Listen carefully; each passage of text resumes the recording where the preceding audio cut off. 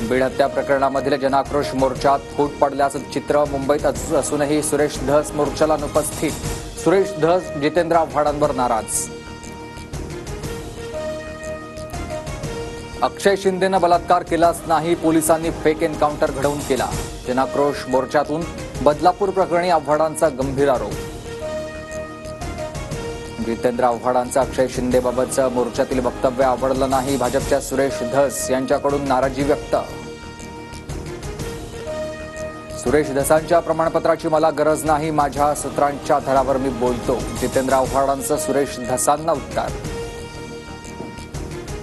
मराठा समाजातील नेता कोण हे दाखवण्यासाठी सुरेश धस आणि जरांगेंमध्ये स्पर्धा. गुणरत्न सदावर्तेंची टीका. तर मी टॉम अँड जेरी पाहायचं सोडून दिलंय म्हणत धसांचा सदावर्तेंना टोला. सुरेश धस मनोज जरांगेंमध्ये वर्चस्वाची लढाई आहे असं समजायचं का? प्रकाश आंबेडकर यांच्याकडूनही प्रश्न उपस्थित. मराठा आरक्षणासाठी मनोज जरांगेंचं पुन्हा उपोषण सुरू. आंबडचे तहसीलदार विजय चव्हाण यांच्याकडून जरांगेंना उपोषण मागे घेण्याची विनंती.